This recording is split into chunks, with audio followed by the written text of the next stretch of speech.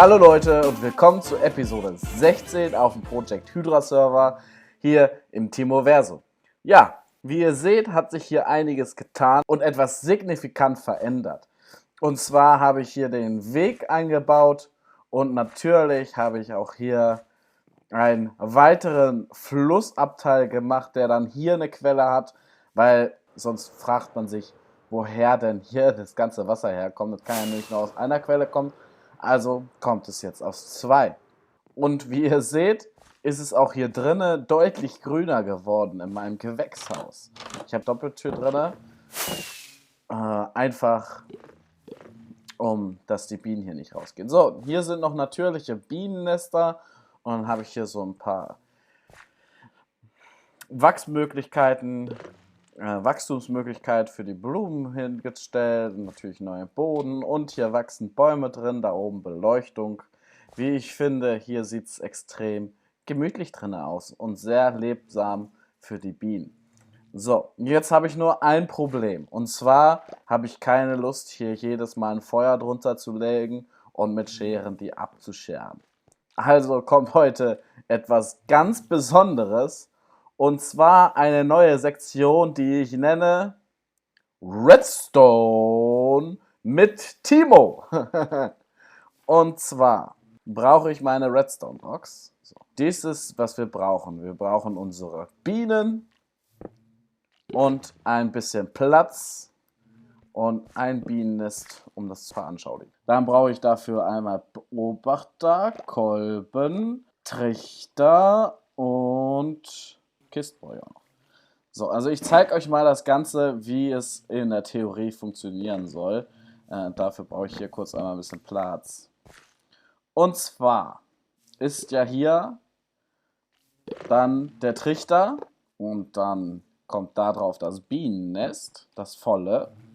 Dann wird das beobachtet von einem Beobachter, das nach hinten raus ein Signal verschickt, der, sobald es ploppt hier, angeht und den Beobachter verkehrt herum nach oben schickt. Dieses wird von einem weiteren Beobachter angeguckt und dieser Beobachter bringt das Ganze in diesen Werfer rein und in den Werfer können wir dann eine Schere machen und wenn die Biene dann das Nest wieder betritt, sollte das einmal hochkommen, aktivieren und die Schere aktivieren, sodass hier ahaha, guck mal, da haben wir schon den ersten Fehler gemacht. Aber mein Redstone ist einfach unfehlbar, wie ihr seht. Und zwar muss hier ein Block hin. Der Piston kommt hier drauf. Und der Beobachter kriegt keinen Beobachter. Der kriegt gar nichts hier. Da kann man einfach ein Block drauf machen. Ne, kann man nicht. Ja, also ihr seht, ich habe das nur im Gedanken durchgespielt und jetzt teste ich es quasi live für euch. Jetzt sollte aber hier Honigwaben drin sein. Das bedeutet wiederum, das kann man bestimmt auch anders machen, aber ich mache es jetzt so. Und das kann man modular jetzt auch anpassen, alles. Weil in der Theorie sollte dieser hochgehen, der Kolben, und dann sollte das beobachten und ein Signal weitergeben an den Werfer. So, gut. Jetzt probieren wir das nochmal mit einem vollen Nest. Und jetzt ist es auch dunkel praktisch, dann kann man die Bienen auch super das alles machen. So, jetzt machen wir erst nochmal das da rein und dann sollte direkt, wenn ich es reinsetze, sollte direkt schon eine Honigwabe rauskommen. Ja, super. Funktioniert. Einwandfrei, ohne Fehler. Ich bin auch schon so ein kleiner Redstone-Magier. So, jetzt müssen wir dieses hier nur da reinbauen und dafür sehen wir uns gleich wieder. Willkommen zurück, jetzt sind sie alle installiert. Und zwar haben wir hier den einen 7er und da den anderen 7er. Das ist jetzt mein Gewächshaus mit Bienennest. Ja, jetzt ist mir nur eingefallen, dass das mit den Pisten ganz schön nerven könnte. Deswegen muss ich nochmal eine Gehirnzelle mehr anstrengen, um zu gucken, wie ich das überbrücken kann. So, ich habe eine Idee. Und zwar hat Jay mir ja, wie ihr wisst oder nicht wisst, die Beleuchtung in meiner Mühle gemacht. Die, wenn es dunkel ist, was es gerade ist, die, wenn es dunkel ist, automatisch alle Lichter in der Mühle anmacht. Ich hatte jetzt eine Überlegung und die will ich jetzt direkt erstmal testen nochmal. Und zwar hat diese Überlegung mit den Redstone-Lampen zu tun. Und was wäre, angenommen, weil ich habe neulich von Mambo Jumbo das letzte Video gesehen und da sagte er, dass wohl Redstone-Lampen den Puls von Beobachter verlängern. So, jetzt beschwöre ich meinen inneren Mambo Jumbo und ersetze diesen Kolben mit 2 Redstone-Lampen. In der Theorie hoffe ich, das Signal geht hoch, wird so hochgeleitet. Also nehmen wir uns am besten mal einen frischen Bienenstock und den aufgebrauchten Bienenstock holen wir raus oder lassen wir da. So, und jetzt müssen wir, wenn ich jetzt den Bienenstock da reinsetze, müssen beide Lampen angehen. Oh ja, oh ja, oh ja, oh ja, sehr gut. Super! Alles raus. Das Bienennetz setzen wir erstmal wieder dahin. Und dann muss ich hier hinter mal gerade die Pisten ersetzen.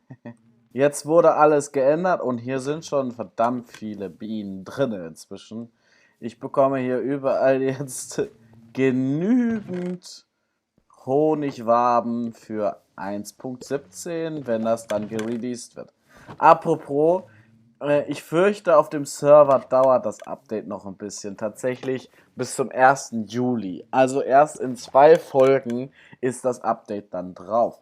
Das ist schade, aber dann können wir jetzt auf jeden Fall zum nächsten Projekt übergehen. Ich werde hier das so belassen und hier draußen... Nee, danke. Ich werde das hier draußen dann nochmal mir zu Gemüte tun, nochmal off-camera hier diese paar Blumenfelder anzulegen für die höheren Blumen. Jetzt geht es erstmal um diesen Teil der Base. Und zwar habe ich hier geplant, schon sehr, sehr lange möchte ich hier eine Burg bauen. Ja, bin ich mir unsicher, ob ich es noch in diesem Patch mache oder tatsächlich dann erst im 1.17er, weil da einfach viel mehr Farben zur Verfügung stehen.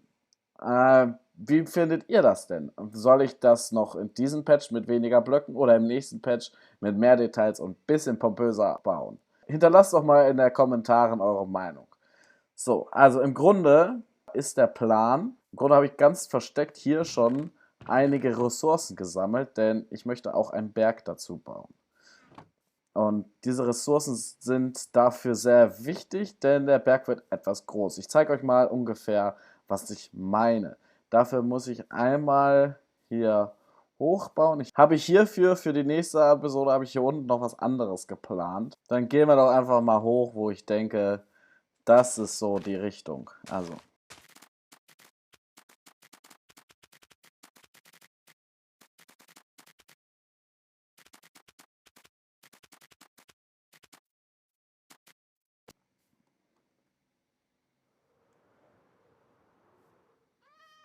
Ja, ich denke, diese Höhe ist ungefähr angebracht. Ich muss mal schauen, wie ich den Berg dann tatsächlich baue. Aber jetzt kommt noch eine schnelle Timelapse für den Grundriss der Burg. Ich freue mich schon riesig darauf, den euch zu zeigen. Also, Musik ab und viel Spaß.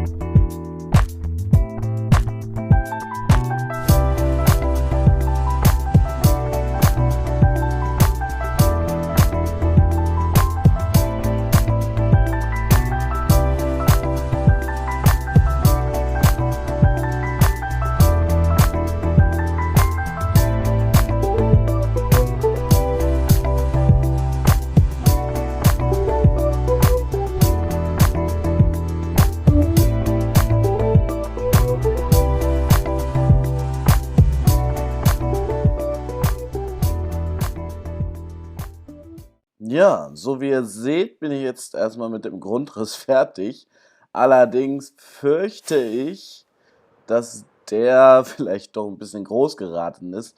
Aber das ist halt das Problem, wenn du in der Kreativwelt am Design bist, auf einem flachen Land, da hast du überhaupt keine Größenverhältnisse.